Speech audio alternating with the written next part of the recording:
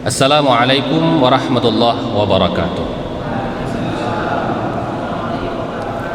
Alhamdulillahi rabbil alamin.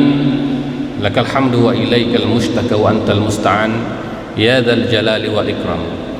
Allahumma fasalli wa sallim wa barik wa an'im ala sayyidil mursalin Muhammad sallallahu alaihi wasallam wa ala alihi wa sahbihi ajmain, amma ba'd. Alhamdulillah, yang sama-sama kita hormati pengurus masjid apa nih Pak? Nurul Haq.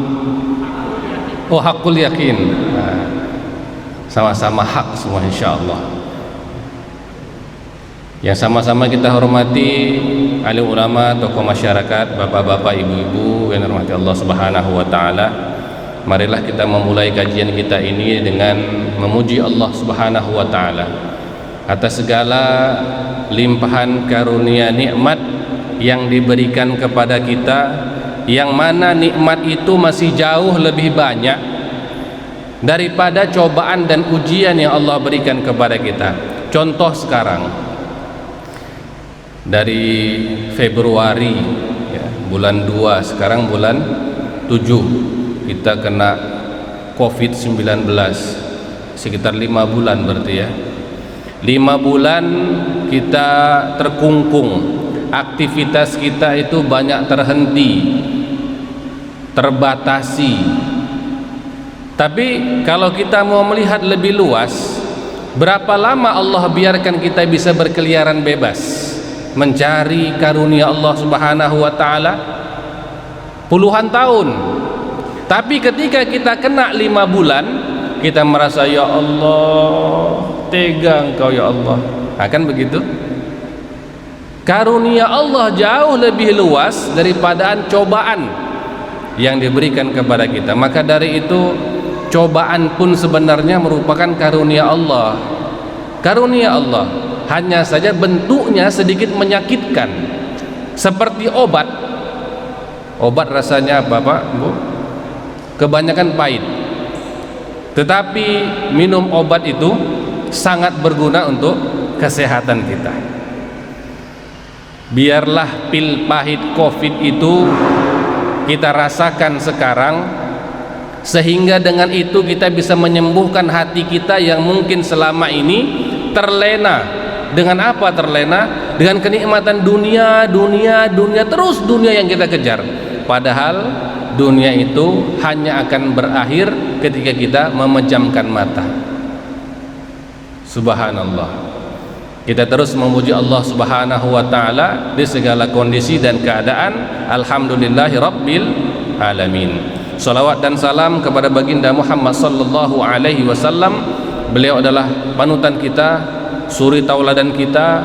Nabi Muhammad sallallahu alaihi wasallam juga pernah mengalami kondisi seperti kita, Pak. Tak boleh kemana-mana ya, ketika terjadi embargo ekonomi oleh masyarakat kaum kafir Quraisy, kaum Bani Muthalib, Bani Abdul Manaf, tak boleh berdagang ya, tak boleh menikah dengan mereka, semua dikungkung. Pernah bahkan Rasulullah diriwayatkan makan itu sampai makan daun-daun kering.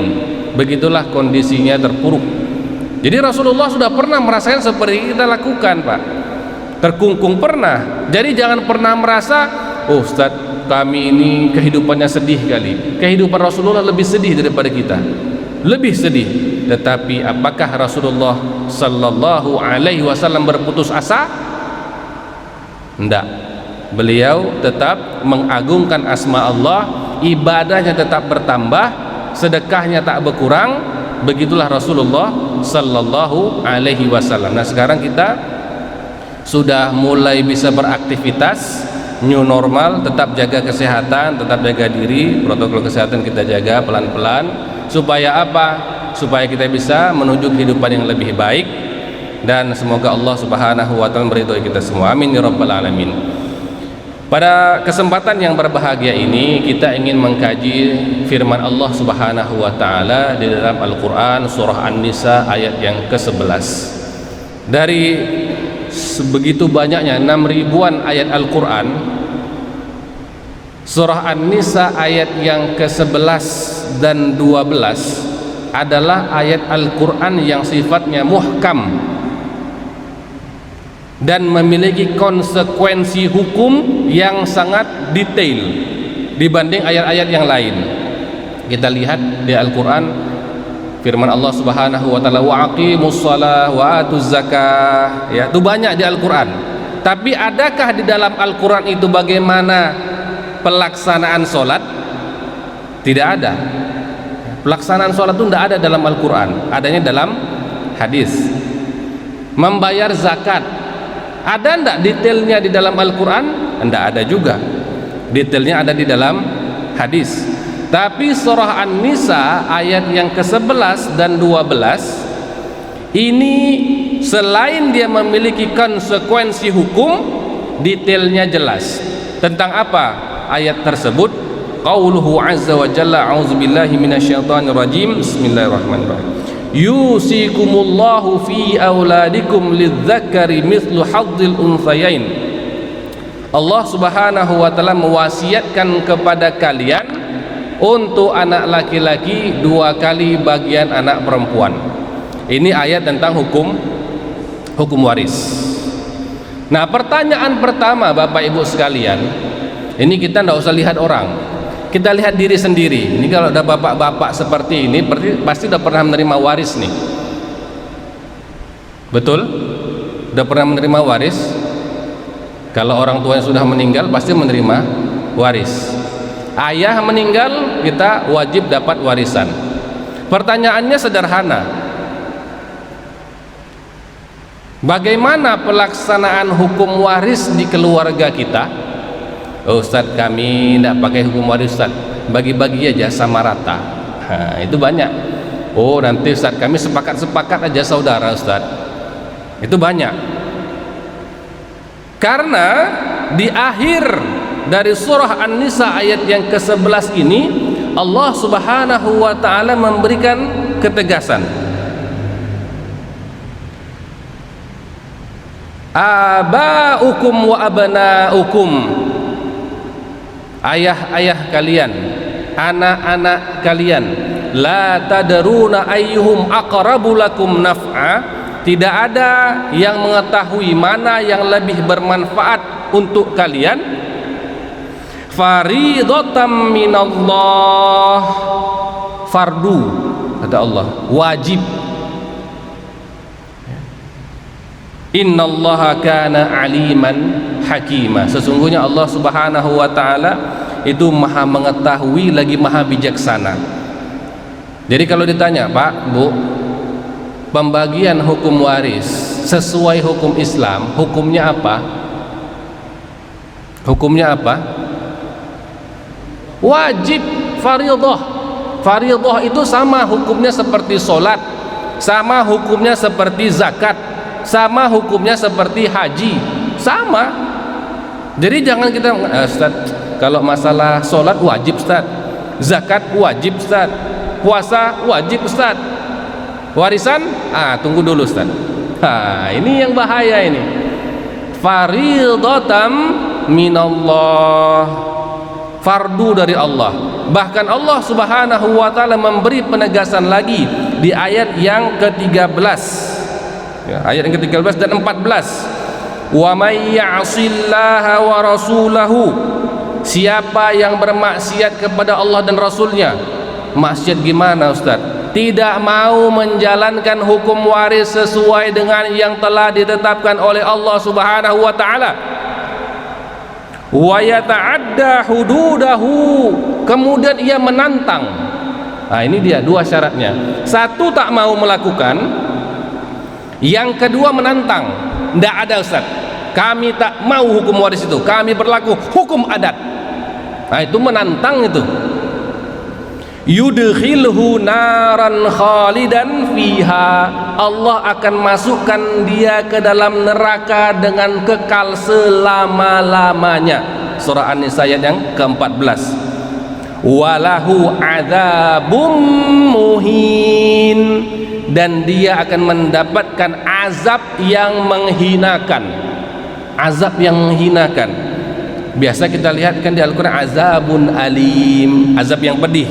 Ini enggak, untuk khusus tentang hukum waris, azabum muhin, azab yang menghinakan. Bagaimana maksud dari menghinakan ini? Seseorang itu akan dihinakan di dunia dan di akhirat.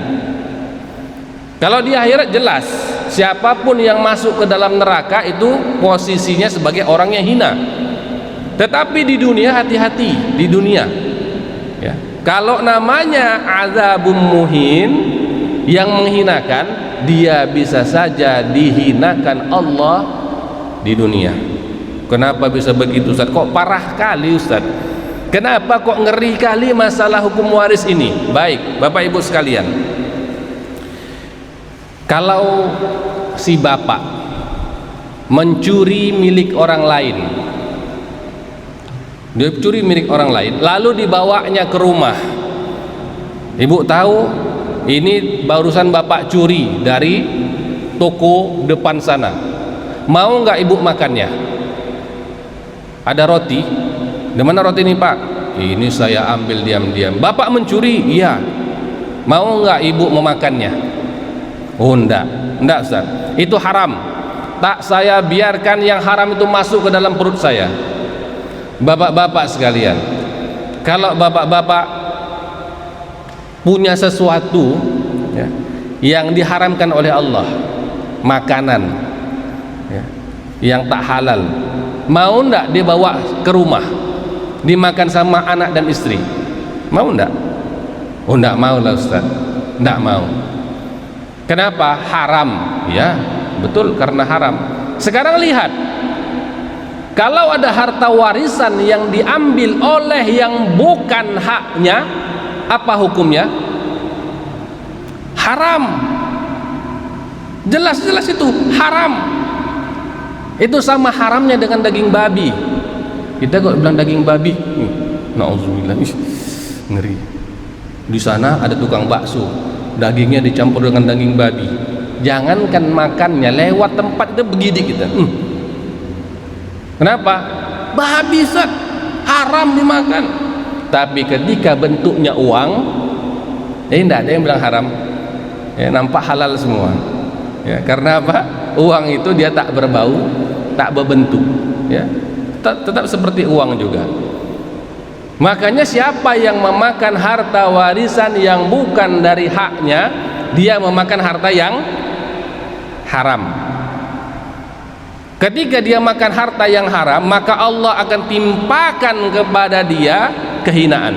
Makanya disebut dengan azabum muhin, azab yang menghinakan. Di akhirat, iya, di akhirat dia dapat azab, tapi di dunia dia dihinakan oleh Allah Subhanahu wa taala. Ingat, siapa yang memakan makanan yang haram, maka doanya tidak